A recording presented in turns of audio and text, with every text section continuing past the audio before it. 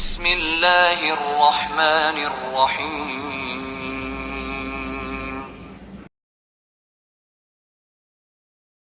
Assalamualaikum warahmatullahi wabarakatuh. A'udzu billahi samii'il 'aliim minasyaitonir rajiim. Bismillahirrahmanirrahim. Alhamdulillahirabbil alamin wa bihi nasta'in ala umurid dunya waddin. Shalatu wassalamu ala asyrafil anbiya'i wal mursalin sayyidina Muhammadin wa ala alihi at-tahirin wa ashabihi al-akramin wa man tabi'ahum bi ihsanin ila yaumiddin. Allahumma 'allimna ma yanfa'una wa anfa'na bima 'allamtana wa zidna ilma wa fahma wa amalan wa adaba bi rahmatika ya arhamar rahimin. Jamaah salat subuh Masjid Al-Muhtadun yang dimuliakan Allah SWT, alhamdulillah wa syukurillah atas nikmat anugerah dan karunia Allah Subhanahu wa taala. Pagi hari ini kita bertemu kembali di pengajian ini dalam keadaan iman, Islam, sehat walafiat. Semoga pada pertemuan pengajian pagi hari ini Allah buka dan tambahkan pada kita pengetahuan, pemahaman, iman, adab dan amal yang akan semakin meningkatkan kualitas iman, Islam dan takwa kita di sisi Allah Subhanahu wa taala. Amin ya rabbal alamin. Jemaah yang dimuliakan Allah taala, berbicara tentang kehidupan akhirat, awal etapenya, awal tahapannya adalah kematian, lalu disusul dengan alam namanya alam kubur, ya. Karenanya dalam pelajaran-pelajaran akidah diistilahkan dengan al-awwalu manazilil akhirah, etape pertama dari kehidupan akhirat. Etape pertama dari kehidupan akhirat. Yang pertama adalah al-mautu, kematian. Bahwa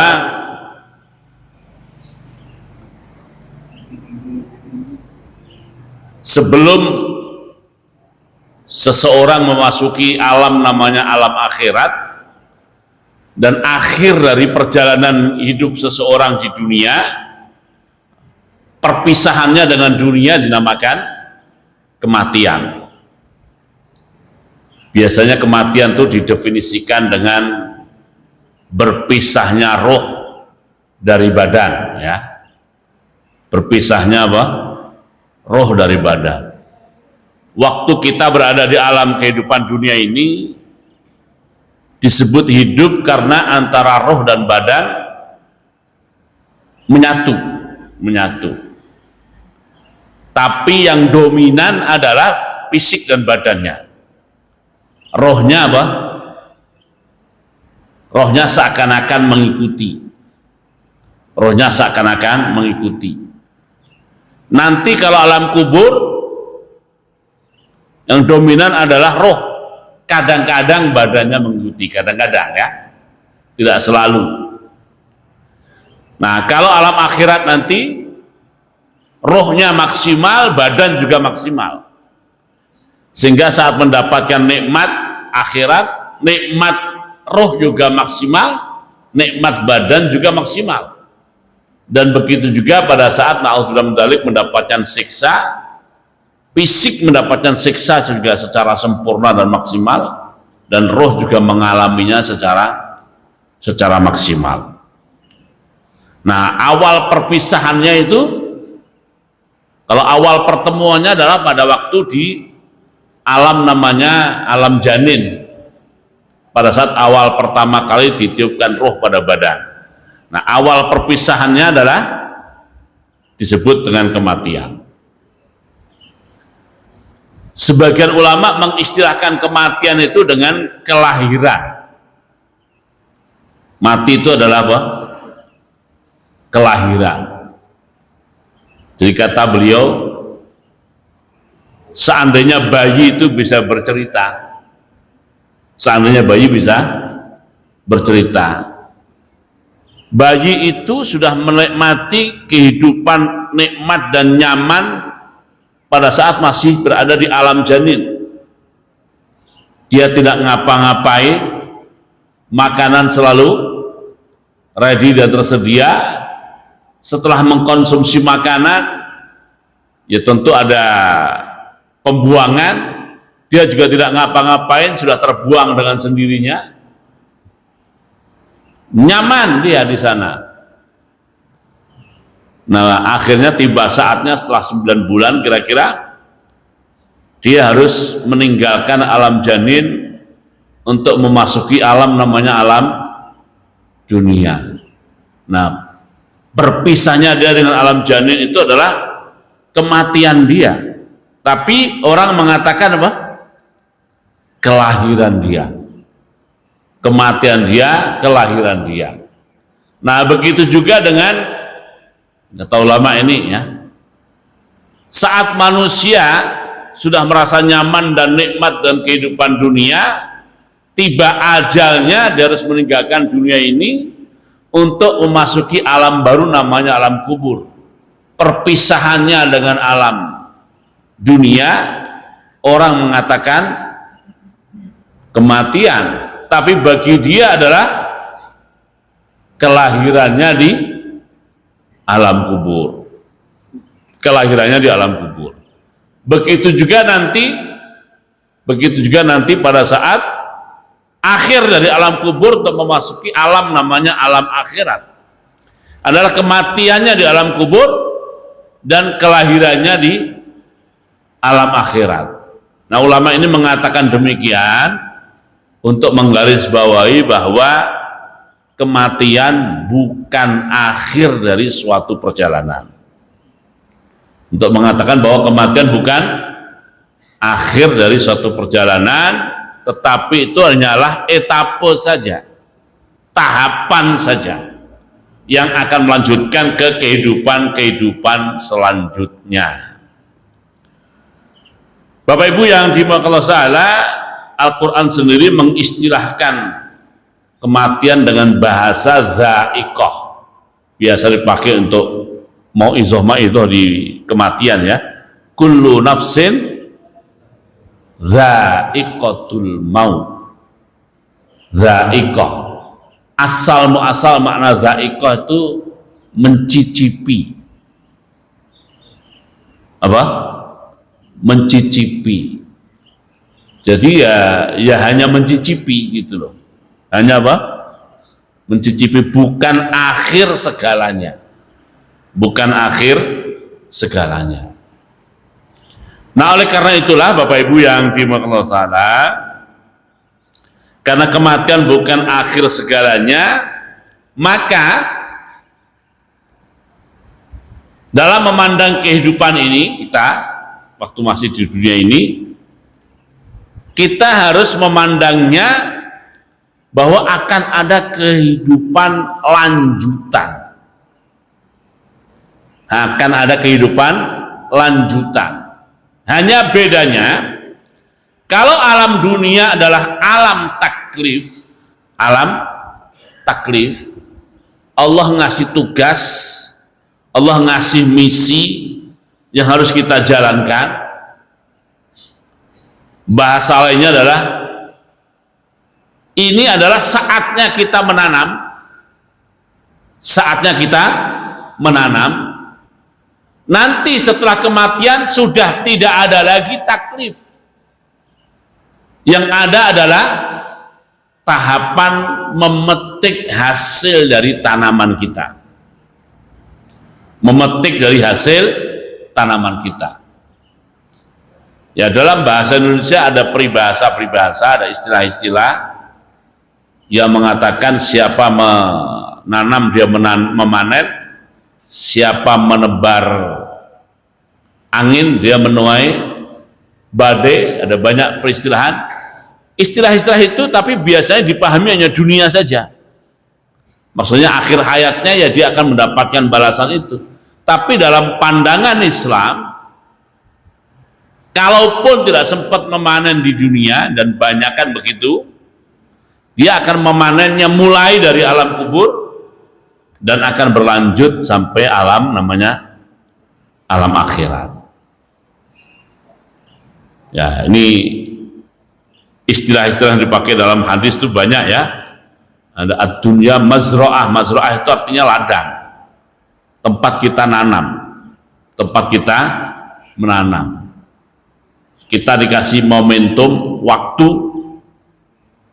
istilahnya adalah ajal. Ajal itu momentum waktu ya. Di saat itulah kita disuruh menanam. Ibaratnya tuh mirip main game, mohon maaf ya. Mirip apa? Ya, anak-anak main game itu ya. Oleh pembuat software atau aplikasi game itu sudah disetting waktunya tertentu, tapi dirahasiakan. Dan dalam tempo atau ajal yang sudah ditetapkan oleh pembuat software itu atau aplikasi itu, dia harus bisa meraih skor atau nilai setinggi-tingginya, sebesar-besarnya. Nah, dalam permainan itu ada kalanya terjadi kecelakaan, dia gagal di tengah perjalanan, ada kalanya dia sampai kepada ujung waktu yang disediakan, tapi sama hasilnya. Bagaimana, apakah mati di tengah jalan atau gagal di tengah jalan, ataukah sampai akhir, sampai finish? Tapi yang penting adalah dia bisa meraih skor yang terbaik. Nah, inilah selalu diingatkan oleh surat Al-Mulk atau Tabarak. Tabarakalladzi biyadil mulk wa huwa ala kulli syai'in qadir, alladzi khalaqal mauta wal hayata, terus liyabluwakum ayyukum ahsanu amala. Nah, hanya saja untuk kehidupan dunia ini berdasarkan ajaran agama kita Islam, yang skor yang dicari itu bukan hanya kuantitatif, angka terbanyak bukan, tetapi juga yang ditekankan justru kualitas. Ayyukum ahsanu amala, bukan ayyukum aksaru amalan, bukan aksar, bukan yang terbanyak. Walaupun kalau ada peluang terbanyak kita kejar juga. Misalnya bulan Ramadan nanti, ya ada saatnya kita membaca Al-Quran itu ya diantaranya mengejar jumlah, berapa kali khatam, ya kan, itu aksaru. Tetapi substansi umumnya adalah ahsanu amala, yang terbaik amalnya, yang terbaik amalnya. Karenanya akhirat nanti skor kita berdasarkan apa yang dikatakan oleh Umar bin Khattab radhiyallahu, ada scoring yang didasarkan pada kuantitatif, kuantitas, hitungan. Bahasa beliau adalah muhasabah. Muhasabah itu hitung-hitungan, hitung-hitungan berapa kebaikan, berapa keburukan. Tapi juga ada scoring yang lain, namanya scoring bobot. Bahasa Umar bin Khattab adalah wazinu qabla an yuzan alaikum. Timbang.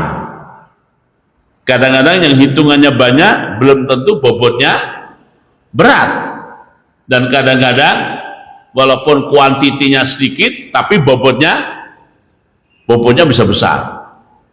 Bobotnya bisa besar. Nah, itu kita akan diskor berdasarkan hitungan, juga akan diskor berdasarkan bobot. Dan kata Umar bin Khattab radhiyallahu lagi, dan akan ada di akhirat nanti namanya wa tazayyanu lil ardil akbari, akan ada penayangan terbesar. Kalimat penayangan pada zaman dulu sih ya, bayangan kita sebelum era audio visual itu ya ditayangkan tuh, ditampilkan kayak di panggung begitu kan. Nah, kita sekarang punya pemahaman berbeda, tazayyadul ardh akbar, bahwa semua perjalanan hidup kita nanti akan ditayang ulang, ditonton oleh kita dan semua orang yang melihat kita dan mengetahui kita. Ternyata yang namanya si fulan tuh kayak begitu dulu waktunya. Semuanya akan menonton, Allah SWT akan mengatur bagaimana nonton-tontonnya itu. Oleh karena itu, karena akan ada tontonan terbesar, kata Umar bin Khattab, persiapkanlah diri kita di dunia ini untuk menghadapi tontonan yang besar itu. Dalam arti, ya kita perbaiki. Nah, semua itu terwakili oleh kata-kata ayyukum ahsanu amala. Manakah di antara kamu yang ahsan, terbaik dari sisi amalnya. Oke. Disebutkan dalam hadis Rasulullah SAW bersabda, diriwayatkan dari Utsman bin Affan radhiyallahu anhu, nah, di antaranya beliau mengutip dari sabda Rasulullah SAW, yaqul innal qabra awwalu manzilin min manazilil akhirah. Kubur, alam kubur itu adalah etape pertama dari perjalanan akhirat. Fa in naja minhu fama ba'dahu aisaru minhu. Jika di etape ini kita selamat, fa in naja, jika kita selamat, maka perjalanan lanjutannya akan lebih mudah. Wa illam yanju minhu, dan jika tidak selamat dalam etape alam kubur ini, maka fama ba'dahu asaddu minhu. Perjalanan berikutnya akan lebih berat dan lebih sulit. Lebih berat dan lebih sulit. Ini yang perlu kita ini ya. Dulu di kampung tuh ada ya, mohon maaf, pujian juga ya. Yang lalu juga kita bahas pujian ya. Jadi pujian tapi mohon maaf pakai bahasa Jawa ya. Kayak di sebagian masjid masih ada sekarang. Jadi katanya hidup kamu itu hanyalah untuk menjaga dan memelihara momentum waktu. Hidup kamu itu hanyalah untuk menjaga dan memelihara momentum waktu. Urip siro ya. Rino wengi ngrekso umur, bahasa Jawa ya. Ngrekso umur itu maksudnya ya, memelihara momentum waktu. Nah, nanti pada saat sudah dikubur, nah, sudah mulai masuk etape perjalanan kehidupan akhirat ini, sudah tidak bisa beramal lagi, sudah tidak bisa berbuat lagi. Nah, atau hadis lain yang sudah sangat populer ya, idza mata ibnu Adam inqata'a amaluhu. Ketika manusia mati, sudah kesempatan dia untuk beramal, kesempatan dia untuk mengisi account ya, pahala pribadinya sudah terputus, tidak bisa ngisi lagi, kecuali kalau waktu hidupnya dia melakukan beberapa amal, yang amal itu tetap akan mengisi accountnya walaupun dia sudah mati. Nah, ada banyak, bukan hanya 3, tapi yang disebutkan dalam hadis ini 3. Tapi hasil penelusuran Imam Suyuti rahimahullah bukan hanya 3, ada banyak. Nah, yang 3 itu pertama adalah shadaqatin jariyatin. Manakala kita bersedekah, sedekah yang pahalanya tetap on, tetap mengalir meskipun kita sudah mati. Nah, para ulama biasa menerjemahkan shadaqatin jariyah itu dengan wakaf. Dengan apa? Wakaf ya. Walaupun bukan satu-satunya pengertian sedekah jariyah itu wakaf, tapi yang jelas itu wakaf, gitu kan. Tapi ada yang lebih hebat dari sedekah jariyah. Au ilmin yuntafa'u bihi, atau ilmu yang memberi manfaat. Kalau sedekah jariyah itu apa yang kita sedekahkan itu mengalir. Ya, ibarat air kita alirkan mengalir, sampai sejauh mana dia bisa mengalir. Tapi kalau ilmin yuntafa'u bihi itu bukan hanya mengalir, tapi bisa beranak pinak. Bisa apa? Beranak pinak. Makanya Bapak Ibu yang dimuliakan Allah Ta'ala, kalau punya harta dan terpaksa harus memilih karena tidak bisa dibagi dua, terpaksa harus memilih antara disedekahkan dengan untuk mendidik anak supaya anaknya mendapatkan ilmu yang bermanfaat dunia akhirat, ya tentu mestinya memilih menyalurkan anggarannya untuk ilmu yang yuntafa'u bihi. Kenapa? Kalau sedekah jariyah hanya mengalir, tapi ilmu yang bermanfaat itu apa? Bisa beranak pinak. Ya, kita gunakan uang kita untuk mendidik seseorang sehingga dia menjadi seorang alim. Nah, si alim ini nanti mengajarkan murid, muridnya nanti mengajarkan cucu murid, cucu murid mengajarkan kepada cicit murid, dan seterusnya. Waktu kita mengajarkan satu orang, yang kita ajar satu, tapi begitu dia jadi guru, mungkin dia mengajar 10. Kalau masing-masing dari 10 mengajar lagi, masing-masing yang dapat 10, maka total menjadi berapa? Menjadi 100, ya kan? Masing-masing 100 mengajarkan. Wah, itulah saya maksud dengan istilah namanya beranak pinak. Bukan hanya mengalir, bukan hanya mengalir. Makanya Bapak Ibu yang dimuliakan Allah Ta'ala, sekali lagi, kalau punya uang, kalau terpaksa harus milih salah satu karena tidak bisa dibagi dua, antara disedekahkan atau diwakafkan dan dengan untuk pendidikan anak atau pendidikan manusia supaya ilmunya bermanfaat, ya tentu kalau harus pilih yang ilmun yuntafa'u bihi, ilmun yang yuntafa'u bihi. Ini saya kasih cerita nih ya, zaman dulu nih, zaman tabi'in. Zaman apa? Tabi'in. Ada orang namanya Farrukh. Namanya apa? Farrukh. Farrukh ini pengantin baru. Pengantin baru. Nah, istrinya lagi hamil. Istrinya lagi hamil, dan dia sudah punya uang atau simpanan tuh 30.000 dinar, gede duitnya ya, sudah punya uang 30.000 dinar. Terus ada panggilan jihad, ada panggilan jihad, maka dia tinggalkan uang yang 30.000 kepada istrinya. Ini uang saya titipkan kepada Anda, tolong diurus dengan baik, diurus dengan baik. Saya mau ikut pergi berjihad. Pergilah dia pergi jihad.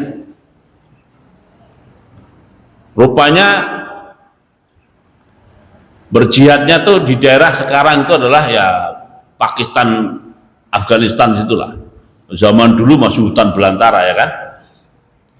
Nah, dia terpisah dari rombongan yang lain. Terpisah dari rombongan yang lain.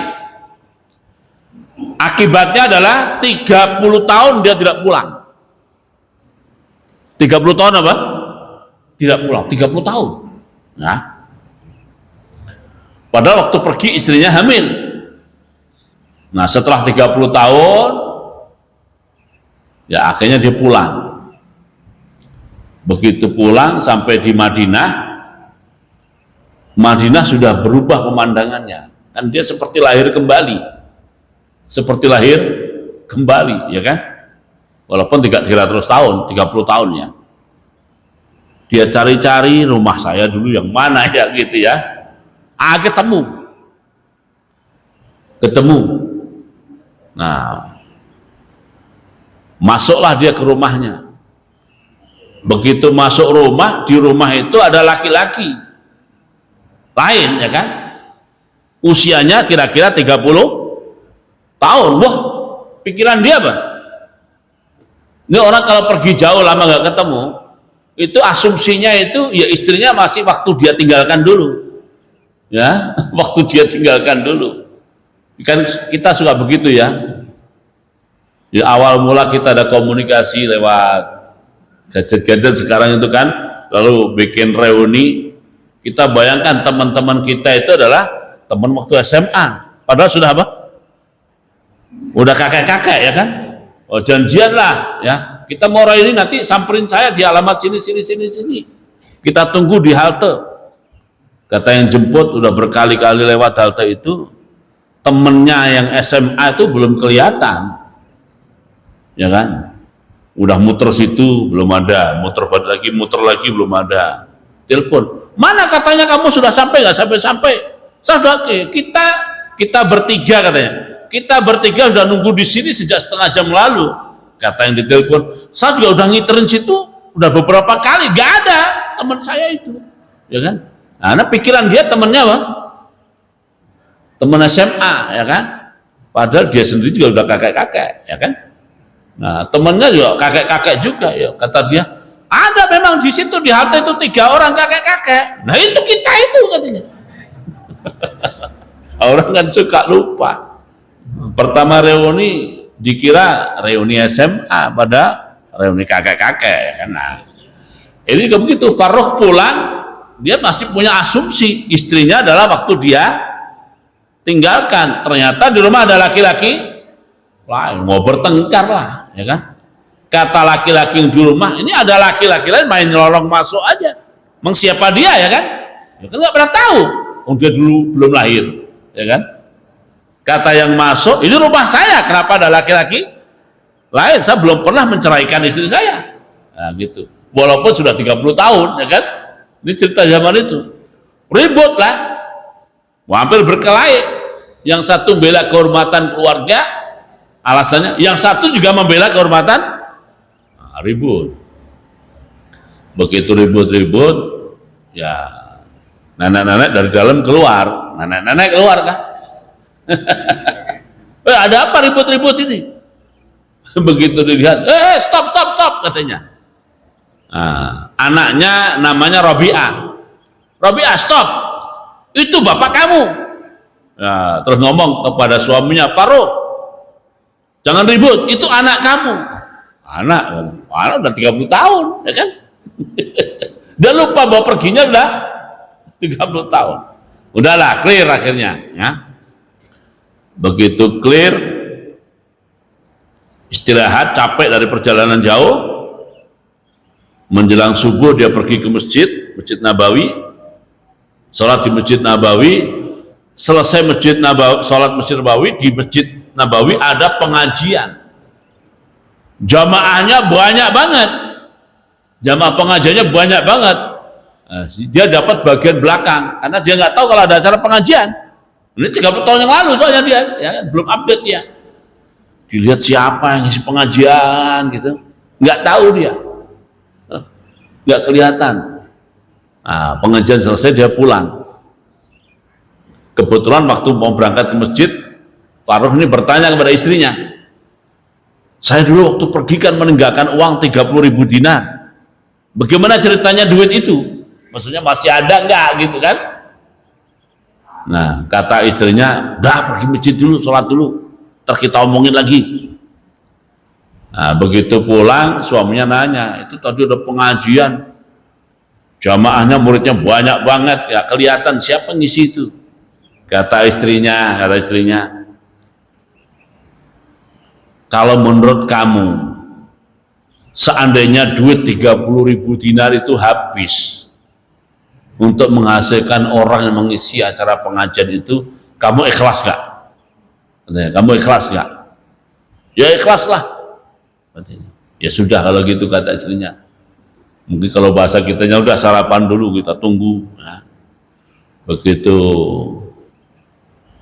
sudah sarapan baru dibilangin sama istrinya, itu tadi yang ngisi pengajian itu anakmu, namanya Robi'ah, ya kan?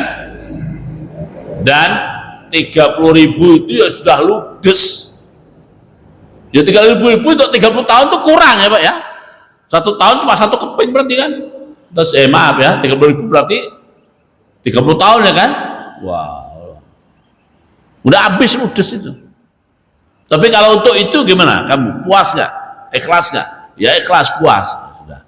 Itulah 30.000-nya udah jadi dia itu.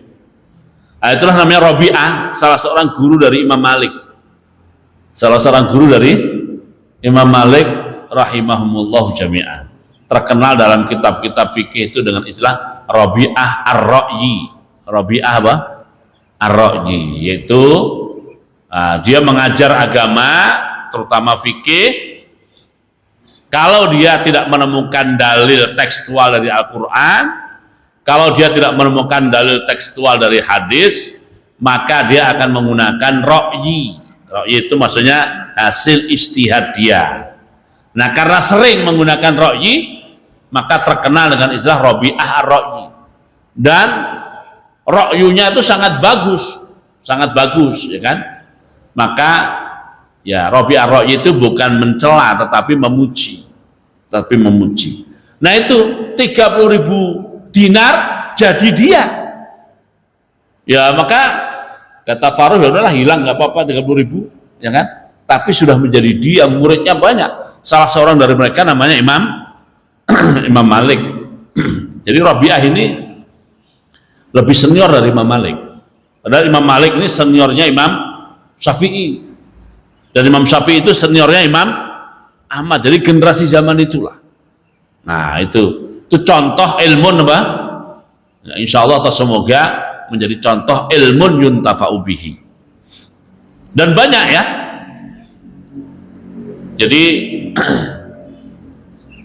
di Masjid Nabawi dulu tuh juga ada seorang ulama namanya ulama Quran, ulama qiraat. Ulama Quran, ulama qiraat namanya Al-Imam Nafi'. Namanya Imam Nafi'. Imam Nafi' ini guru Quran. Dia mengajarkan cara baca Quran sesuai yang pernah diajarkan oleh Rasulullah SAW, meskipun beliau sendiri mempunyai pilihan bacaan tersendiri. Nah, pilihan bacaan tersendiri itu yang disebut bacaan tersendiri itu artinya gini, momennya Rasulullah mengajarkan 10 cara baca umpamanya. Nah, 10-10-nya diajarkan oleh dia, tapi dia sendiri memilih satu dari 10 itu, bukan ngarang sendiri ya. Nah, karenanya disebut namanya qiraah Nafi'. Nafi' ini ulama Quran yang karomahnya luar biasa. Karomah atau keramatnya. Begitu dia mulai baca Quran itu, seluruh Masjid Nabawi tercium aroma harum. Harum. Itu dari apa? Dari bacaan beliau. Nah, sehingga muridnya itu ribuan. Nah, ada orang dari Mesir mau belajar pada Imam Nafi'. Karena dia belum tahu, dia datang masjid, ya dia kira habis sholat itu dia bisa menghadap guru langsung. Dulu kan belajar Quran itu menghadap ke guru, maju satu-satu, ya kan? Maju satu-satu zaman dulu. Nah, dia kira selesai sholat bisa menghadap langsung. Ternyata itu manusia udah berjubel. Sudah apa? Udah berjubel, dia nggak, jangankan menghadap guru, ngelihat aja nggak bisa.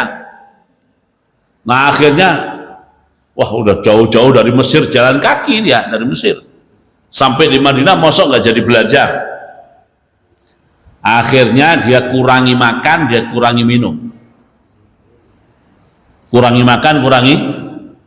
makan supaya tidak buang hajat, tidak gampang buang hajat. Kurangi minum juga supaya tidak gampang buang hajat, tidak gampang kentut juga. Nah, dia berangkat lebih awal, maka semenjak hari kedua itulah dia selalu terdepan dan terdahulu di hadapan Imam Nafi'. Yaitu perjuangannya begitu. Nah, Imam Nafi' sampai sekarang ya qiraatnya termasuk satu dari 10 qiraat yang mutawatirah yang boleh dibaca dalam sholat. Nah, itu contoh ilmu apa? Yuntafa'u bihi. Nah, yang ketiga adalah awaladin sholihin yada'ulah. Waladin sholihin yada'ulahu. Baik walad yang secara harfiah tekstual adalah anak biologis, anak biologis, atau walad yang tidak secara tekstual, yaitu generasi penerus. Yaitu siapa? Generasi penerus. Nah, kalau duit kita dalam tanda kutip kita habiskan untuk urusan waladin salihin ini, ya maka ini manfaatnya sekali lagi bukan hanya mengalir, tapi berpotensi untuk beranak pinak. Nah, ini yang seperti tiga ini kata Imam Suyuti banyak, kata Imam Suyuti rahimahullah, berdasarkan penelusuran hadis-hadis Nabi ya diantaranya adalah ya kita membina orang, mendidik orang, mendakwai orang, menasehati orang, itu masuk semuanya. Selama apa yang dia sampaikan itu masih diamalkan, dipraktekkan dan ditularkan, diturunkan ke generasi berikutnya dan berikutnya terus menerus, ini akan tetap memberikan kontribusi pahala yang masuk ke akun kita, tidak berhenti. Nah, untuk itulah, karena kembali ke sini, karena kematian itu memutus peluang kita untuk beramal, tapi masih menyisakan amal-amal yang kita tidak melakukannya secara langsung, tapi hasil kerja kita akan terus mengisi kas rekening kebaikan kita. Ya, kita pertimbangkan amal-amal model begini. Termasuk Bapak Ibu yang dimuliakan Allah Ta'ala, manakala ada di antara kita itu yang punya posisi atau jabatan atau kedudukan. Posisi jabatan atau kedudukan itu tidak harus di pemerintahan. Jabatan atau kedudukan, ya kan? Manakala kita punya posisi jabatan dan kedudukan dan kita meninggalkan jejak-jejak positif, meninggalkan pengaruh-pengaruh positif, jejak positif dan pengaruh positif, bahwasanya kebaikan yang masih berlanjut sampai sekarang itu adalah dulu awalnya tanda tangan saya waktu saya masih menjabat umpamanya. Itu masuk kategori apa? Terhitung bagian dari mungkin ilmu yuntafa'u bihi, mungkin waladun salihin yad'ulah, masuk dalam pengertian itu. Atau kalau dalam surat Yasinnya itu adalah wa naktubu ma qaddamu wa asarahum. Ini bagian dari jejak-jejak yang ditinggalkan. Makanya Bapak Ibu yang dimuliakan Allah Ta'ala, kalau kita punya kesempatan, punya peluang untuk meninggalkan jejak atau pengaruh-pengaruh positif, nah kita lakukan itu. Ya umpamanya kayak hari ini pengajian, kalau kita asumsikan pengajian ini adalah pengajian kebaikan, maka yang punya ide, yang punya ide dan yang mengawali, walaupun dia sudah wafat, dia akan tetap dapat bagian dari pahala jejak yang dia tinggalkannya.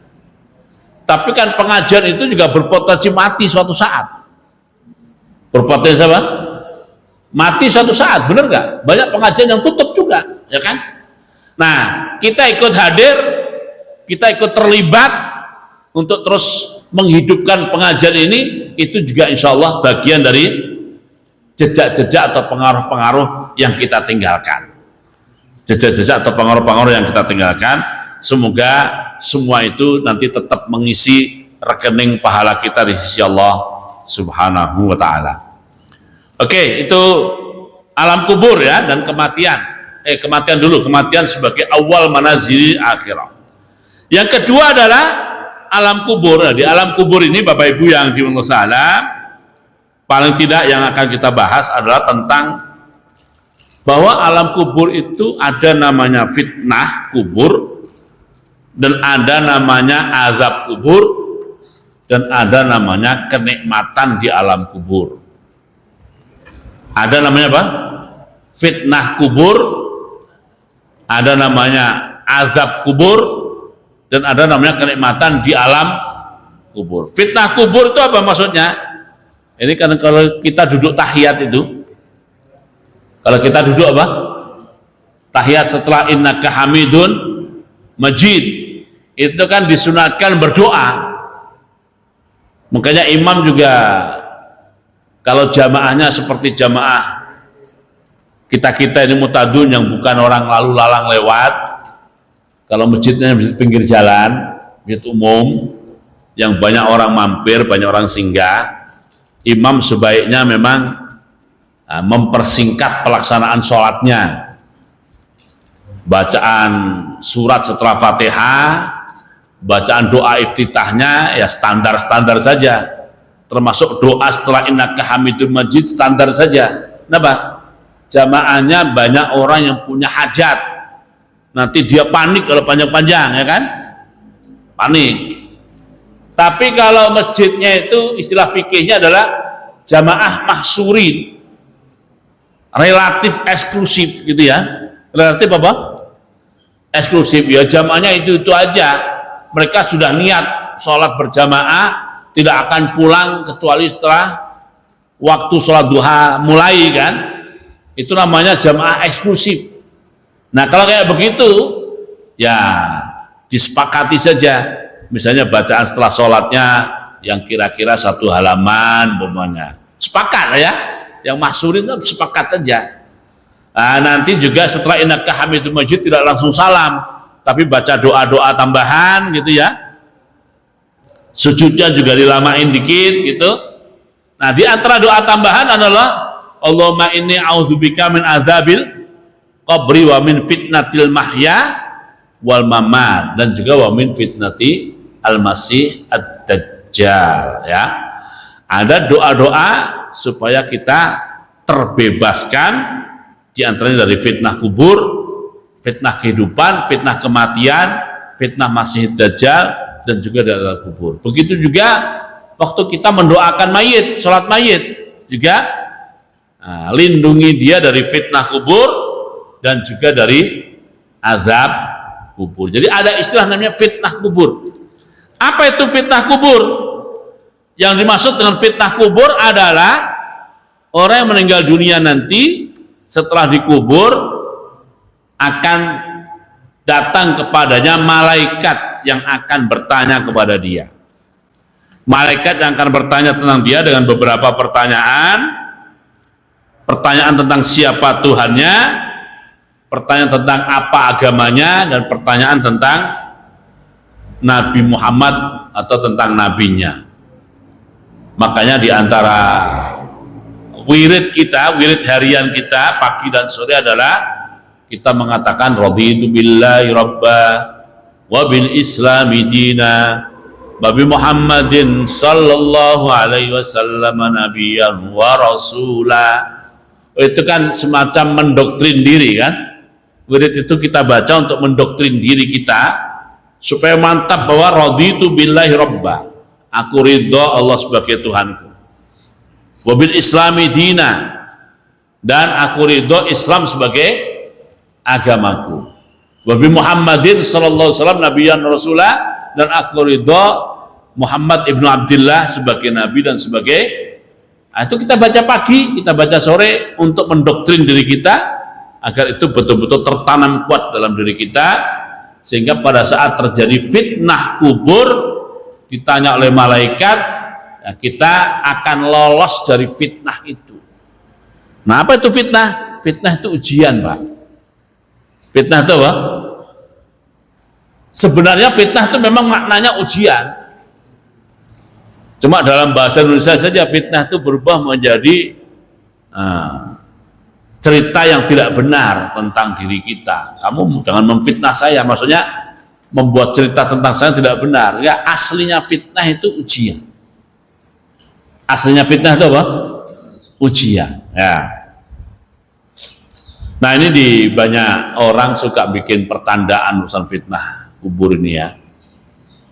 Percandaannya adalah katanya malaikat bertanya tapi nanti malah dibales gitu. Kamu nanya-nanya saya gitu, man rabbuka, emang kamu tahu tuh man rabbuka itu apa ya kan? Ya nggak ada lah cerita-cerita seperti itu ya. Ini alam bukan alam dunia, ini alam apa? Alam kubur ya kan? Cerita-cerita dunia itu sudah tidak ada lagi udah, ya. Jadi semua akan menghadapi itu ya, semoga Allah SWT memberikan taufik hidayah kepada kita untuk mempersiapkan diri dan sukses saat berhadapan dengan namanya fitnah kubur. Oke, kemudian ada juga namanya azab dan kenikmatan di kubur. Azab dan kenikmatan di kubur, ya. Di surat Ghafir, Bapak Ibu yang Allah salah, surat Ghafir ayat 25, ayat 46. Di surat Ghafir atau surat Al-Mu'min ayat 46 Allah berfirman, a'udzubillahi minasyaitonir rajim, cerita tentang Fir'aun ya. An-naru yu'raduna 'alaiha ghuduwan wa 'ashiyyan. Wa yauma taqumus sa'atu adkhilu ala fir'auna asyaddal azab. An-naru, neraka yu'raduna, selalu didatangkan. Yu'raduna, selalu didatangkan, alaiha, kepada Fir'aun dan bala tentaranya, atau kepada Fir'aun dan orang-orangnya. Ghuduwan, pagi, wa asyian, dan petang. Pagi dan petang, artinya sarapannya itu adalah neraka, dan juga makan malamnya juga neraka, istilahnya begitu ya. Nah, jadi pagi dapat bagian dari azab neraka, siang sore dapat bagian dari azab neraka. Ghuduwan wa asyian itu maksudnya ya pagi sore, itu bukan berarti nanti ada rehatnya, bukan ya, seperti rumah makan, mohon maaf, rumah makan siang malam tuh maksudnya apa? Nah, sepanjang waktu ya kan, begitu ya.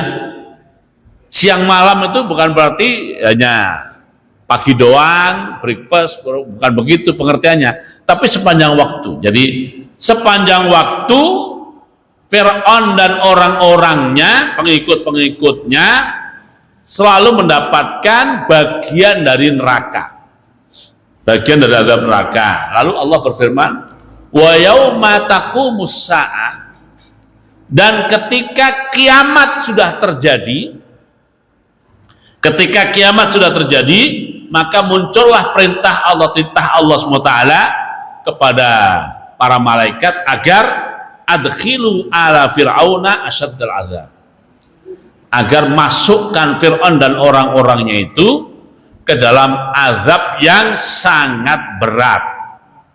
Nah, perhatikan di sini ya, sepanjang waktu mendapatkan kiriman atau bagian dari azab neraka.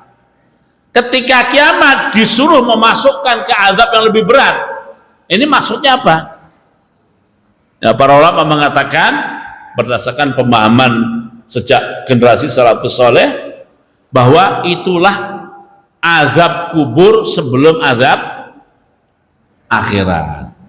Karenanya dalam kalimat-kalimat doa kita juga adalah kuburan itu adalah raudhatun min riyadil jannah atau hufratun min hufarin nira.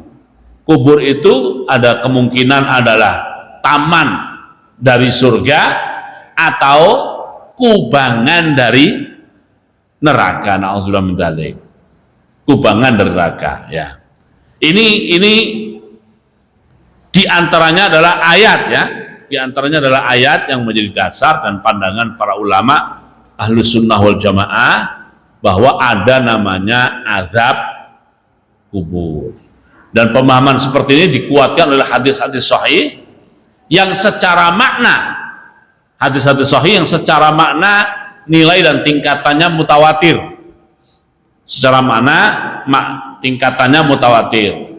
Seperti dalam cerita suatu kali Rasulullah SAW bersama para sahabat Nabi radhiyallahu anhum ajma'in sedang berjalan melintasi dua kuburan. Melintasi apa? Maksudnya dua orang yang dikubur. Maksudnya sudah dikubur. Nah, terus Rasulullah berkomentar, masing-masing dari dua penghuni kubur itu disiksa, mendapatkan siksa, dan siksa itu terjadi bukan karena dosa besar, bukan karena dosa besar, tapi tetap disiksa, tetap disiksa. Nah, salah satunya adalah bahwa orang itu disiksa sebab waktu di dunia, mohon maaf, itu kalau buang hajat, kencing. Nah, satu riwayat mengatakan layas tatiru. Maksudnya, mohon maaf, ini kan kadang-kadang masih ada orang yang kencing sembarangan, tidak memakai sitar, tidak memakai penutup diri waktu kencing, ya. Nah, itu naudzubillah min dzalik itu. Riwayat lain membacanya bukan yastatiru tapi yastansiru. Kalau kencing tidak tuntas, tapi jangan sampai menjadi was-was juga, ya. Kalau kencing tidak tuntas, apa tidak tuntas? Ya, dia merasa sudah selesai, ya kan, begitu dimasukkan lagi ke dalam pakaiannya, keluar lagi akhirnya menjadi najis. Nah, karena dia nggak mau capek, ya mungkin sholatnya masih najis, ya kan, dan urusan-urusan lainnya masih najis. Nah, yang seperti itu kan memang bukan dosa besar, tapi menjadikan di alam kubur dia apa? Diazab. Dan Rasul mengetahui bahwa kuburan itu diazab, ya akhirnya beliau memohon kepada Allah SWT untuk diringankan hukumannya. Beliau ambil pelepah kurma yang masih basah, ditancapkan di atas kuburan itu supaya meringankan. Ya, selama masih basah, semoga bisa beristighfar, meringankan yang pemilik kuburannya, itu ya. Nah, ini cerita ini kan bercerita tentang namanya azab kubur. Azab apa? Nah, yang cerita azab kubur seperti ini memang redaksinya beda-beda. Cerita redaksionalnya, pokoknya yang menyinggung tentang urusan kubur dan azab itu banyak hadisnya. Dalam redaksi dan cerita yang berbeda-beda, tapi substansinya secara makna adalah mutawatir. Rasulullah mengajarkan ada namanya azab kubur. Nah, di samping azab kubur juga ada namanya kenikmatan di kuburan, di alam kubur. Sebaliknya, orang yang waktu di dunianya beramal baik, dia juga menikmati kubur sebagai raudhatun min riyadil jannah. Suasananya suasana surgawi. Bahkan sebagian orang yang mati syahid itu rohnya jalan-jalan di surga, dibawa oleh burung. Rohnya dibawa oleh burung, lalu burung itu berjalan-jalan di surga. Sebagian yang mati syahid. Bahkan sebagian yang mati syahid, rohnya itu sendiri yang berubah jadi burung. Ya, rohnya itu sendiri berubah jadi burung yang berjalan-jalan dan berterbangan di surga, menikmati suasana surga. Nah, tentu yang kualitas amalnya lebih tinggi dari syahid, ya mendapatkan kenikmatan kubur yang lebih tinggi dari yang diceritakan dalam burung yang jalan-jalan di surga itu. Oke ya, jadi bahwa ada namanya azab dan kenikmatan di alam kubur. Kadang-kadang keterangan begitu itu dibantah oleh anak-anak sekarang. Kalau memang di kuburan itu ada azab, dan azabnya adalah api neraka, kenapa tanahnya tidak berubah jadi batu bata atau gosong, ya kan? Jika dalam begitu. Nah, ini Bapak Ibu yang dimuliakan Allah Ta'ala, ini alam berbeda dengan alam kita. Karenanya tolok ukurnya juga berbeda, ya kan? Nah, pendekatannya begini, ya. Alam orang melek sadar dengan alam orang tidur sama enggak? Nah, berbeda. Ini kita asumsikan suami istri. Kita asumsikan apa? Suami istri tidur satu bantal, satu selimut. Mungkin nggak? Mungkin banget, ya kan? Tapinya ini suaminya mimpi indah sehingga dia tertawa-tawa. Istrinya mimpi yang duka sehingga menangis. Mungkin nggak? Lah kan satu bantal satu selimut. Masa iya satu bantal satu selimut, yang satu tertawa satu menangis? Ya kalau alam orang melek itu nggak mungkin, ya kan? Kalau alam orang melek sama-sama nonton TV, mungkin nggak yang satu tertawa satu menangis?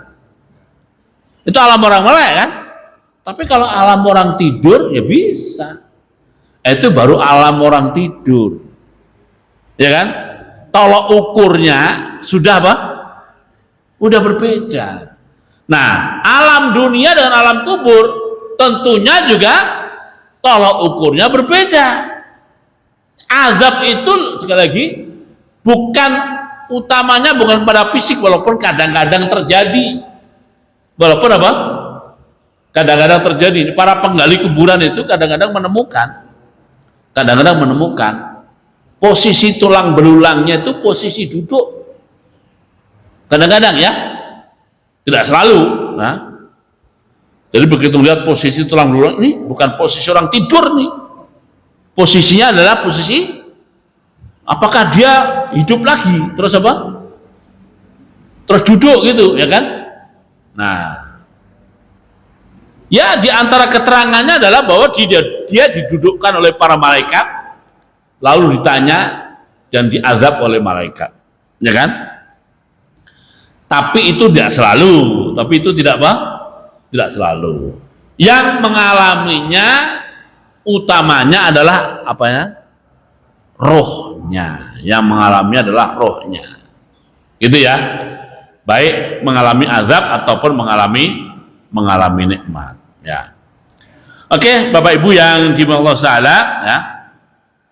Inilah beberapa pembahasan kita tentang kematian dan juga tentang fitnah, azab dan kenikmatan di kubur. Saya kira sampai sini dulu. Kalau ada pertanyaan silakan. Silakan bagi yang bertanya.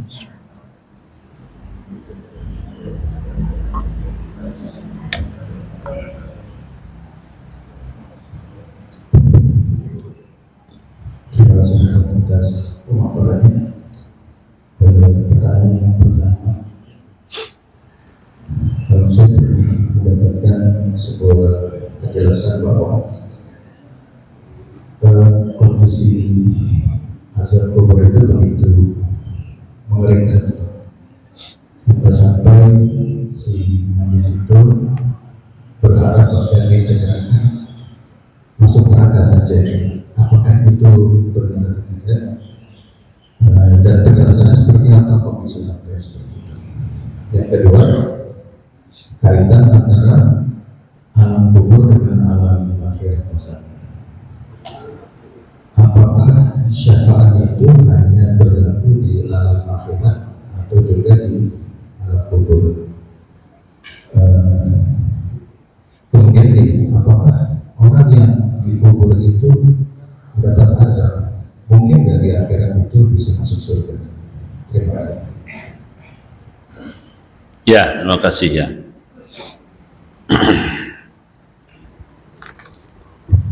Memang ada banyak kitab-kitab yang mengkolek ayat dan hadis yang berkaitan dengan alam kubur ya. Banyak ya. Yang populer diantaranya adalah apa yang ditulis oleh Imam Al-Qurtubi, At-Tadhkirah bi ahwalil mauta wa azabil akhirah. Tadhkirah itu adalah pengingat gitu ya, terkait dengan keadaan orang mati, orang dalam kubur dan juga alam akhirat.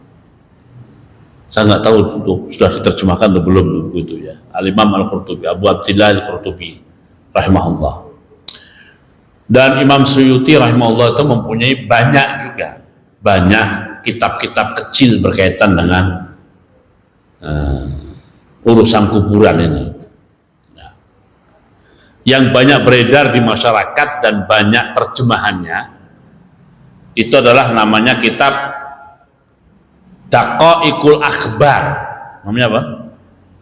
Daqaiqul Akhbar. Itu banyak dipelajari di pesantren-pesantren.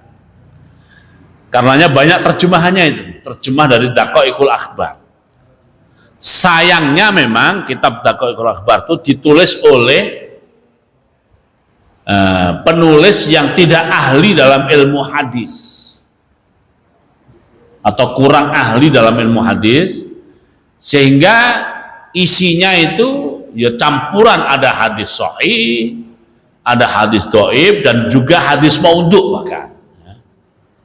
Tapi sebagai kitab pengingat akhirat dan alam kubur itu memang cukup mendalam ya, cukup mendalam. Cuma kan begini, kadang-kadang itu melebih-lebihkan, itu masalahnya itu ya, melebih-lebihkan. Tapi itu yang tersedia di masyarakat dan di pasaran itu ya, namanya Daqaiqul Akhbar. Jadi bisa ya, secara umum sih kadang-kadang dia sebutkan Rawahul Bukhari momennya begitu ya, walaupun kita tidak tahu di Bukharinya di sebelah mana begitu, karena nggak dicantumkan ya kan ya. Secara umum kalau sudah Rawahul Bukhari atau Rawahu Muslim, secara umum ya bisa dipegangi. Nah, bolehlah baca-baca di situ ya. Oke ya, itu tentang apa namanya, berita-berita detail tentang alam kubur. Diantaranya bisa dirujuk ke kitab itu ya. Kita di pesantren dulu juga ngaji itu Daqaiqul Akhbar itu ya. Dan di kampung-kampung itu, kampung-kampung zaman saya kecil dulu ya, itu Ramadan itu juga orang tua mengaji Daqaiqul Akhbar ya, sudah usia-usia mohon maaf ya 50 tahun ke atas itu pada ngaji Daqaiqul Akhbar itu ya, supaya ingat alam kubur dan sebagainya. Nah, tentang kemungkinan namanya apa, ada nggak di kubur tuh syafaat gitu ya. Jadi syafaat itu kan menggenapkan, seperti sering kita bahas ya, menggenapkan. Itu bisa terjadi di dunia untuk urusan-urusan duniawi. Ada kemungkinan juga di alam kubur Rasulullah, seperti kisah Rasulullah menancapkan apa, pelepah kurma, itu contoh syafaat untuk alam kubur ya. Nah, termasuk doa. Nah, tapi syafaat ini kan begini, syafaat itu akan berlaku manakala satu, Allah memberikan izin atau perkenan kepada pemberi syafaat. Itu satu ya. Ya, kalau Allah tidak memperkenankan, ya nggak bisa diterima gitu. Ibaratnya kita ditangkap polisi di jalan, ya kan? Yang nangkep polisi anak buah, lalu komandannya membantu kita yang ditangkap untuk membebaskan kita. Tapi kata anak buahnya, Pak, mohon maaf Pak Komandan, untuk yang kasus ini Bapak tidak bisa membantu, ya kan? Untuk yang kasus ini apa? Artinya kan pemberi syafaat tidak diizinkan, itu loh ya, tidak diizinkan. Jadi yang ingin saya tekankan adalah memang mungkin terjadi syafaat di alam kubur, cuma kita tuh jangan ngandelin gitu. Nah, maksud saya begitu, jangan mengandalkan syafaat seakan-akan segala-galanya gitu ya, seakan-akan segala-galanya. Nah, kemungkinan ada. Nah, terakhir tentang azab kubur, fitnah kubur dan azab kubur itu bagian dari pengurang dosa. Itu ya. Fitnah dan apa? Ya, mulai dari sakit. Sakit itu pengurang dosa waktu di dunia. Sakaratul maut itu juga bagian dari pengurang dosa. Musibah yang kita alami bagian dari bagian dari pengurang dosa di alam dunia. Nah, termasuk fitnah dan azab kubur itu adalah bagian dari pengurang dosa. Nah, apakah setelah dikurangi dengan musibah di dunia, sakit, sakaratul maut, fitnah kubur, azab kubur, sudah los belum dosanya gitu ya? Sudah habis belum? Nah, kalau kira-kira sudah habis, ya sangat mungkin langsung apa? Sangat mungkin terbebas dari neraka langsung masuk ke surga. Sangat mungkin. Maksudnya sangat mungkin itu tidak pasti, tidak pasti. Tetapi ada kemungkinan itu. Kemungkinan itu ada. Tapi yang jelas ulama Ahlussunnah wal Jamaah sepakat bahwa musibah yang dialami seseorang di dunia, termasuk ketusuk jarum atau ketusuk duri, itu mengurangi dosa. Kemudian sakaratul maut, sakitnya sakaratul maut mengurangi dosa. Kemudian fitnah kubur mengurangi dosa, dan juga azab kubur juga mengurangi dosa. Termasuk siksa neraka juga mengurangi dosa. Itu ya. Nah, kenapa ada orang tuh kekal di neraka? Nggak bisa kurang.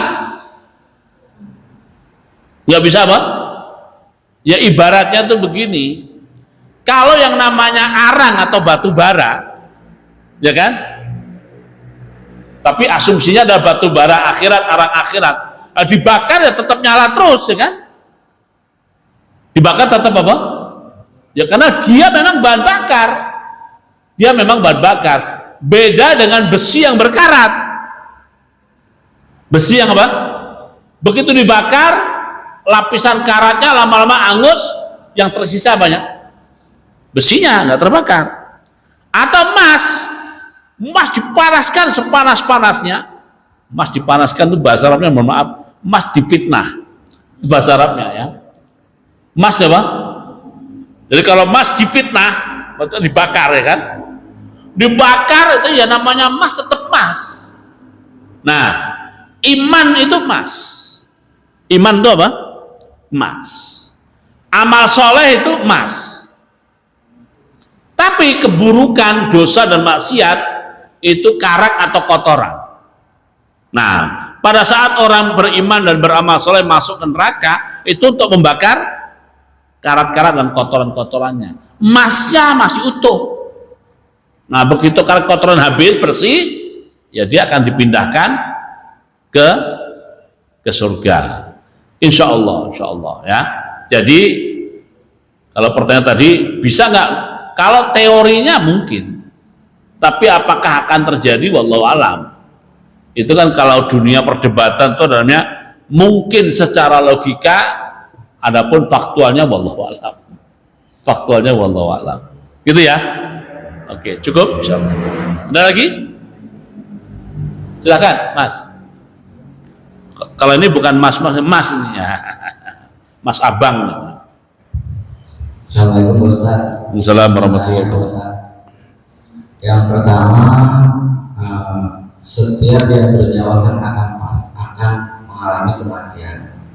Pertanyaan saya, bagaimana kalau seseorang itu yang mati bunuh diri? Apakah itu memang udah ajal orang yang bunuh diri itu mengalami kematian melalui proses bunuh diri? Itu yang pertama.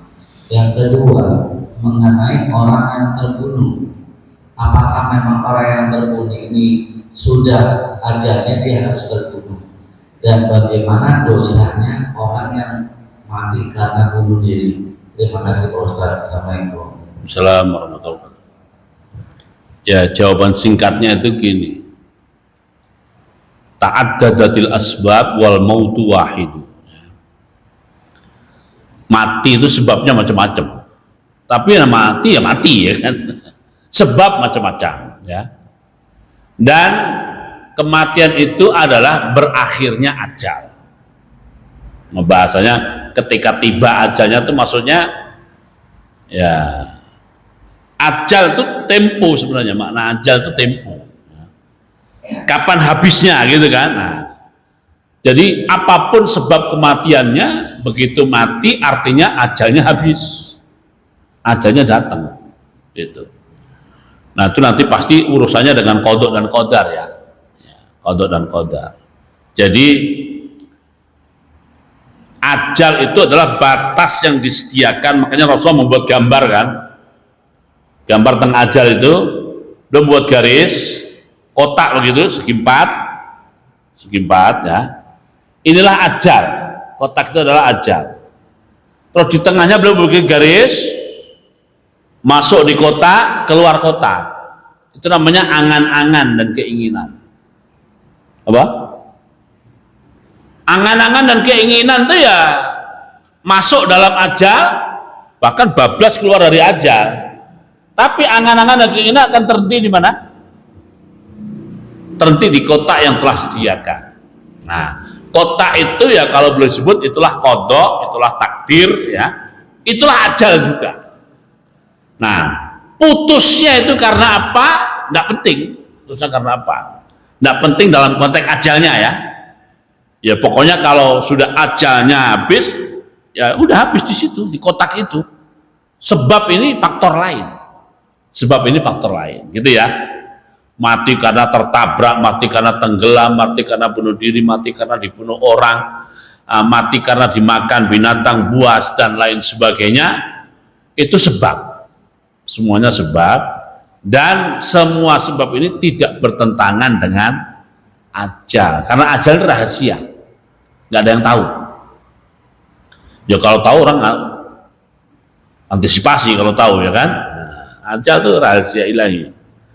Nah, tentang apakah orang yang bunuh diri itu berdosa, mati bunuh diri itu berdosa dan maksiat. Apalagi kalau bunuh dirinya itu ya sesuatu yang menjadikan Allah semakin tidak ridho pada dia, ya kan? Ya bunuh diri itu dosa dan maksiat. Jadi kita dilarang bunuh diri. Jadi begitu kita melakukan naudzubillah min dzalik, ya kita dosa dan maksiat. Nah, dosa dan maksiat tingkatannya juga beda-beda. Di zaman sahabat Nabi dulu ada orang, wah, dalam medan jihad itu luar biasa prestasinya, ya kan? Wah, top lah begitu. Sehingga semua orang memuji, semua orang menyanjung, wah dia hebat, dia begini, ya kan? Gagah berani dan sebagainya. Dan dia menikmati pujian itu. Menikmati apa? Pujian itu, dan semakin semangat karena pujian dan sanjungan itu. Ini zaman Nabi nih, zaman Nabi. Kemudian yang sudah kadung sanjung-sanjung itu ternyata terkena senjata lawan, lalu terluka dan tidak bisa melanjutkan, tidak mati tapi nggak bisa melanjutkan aksi-aksinya.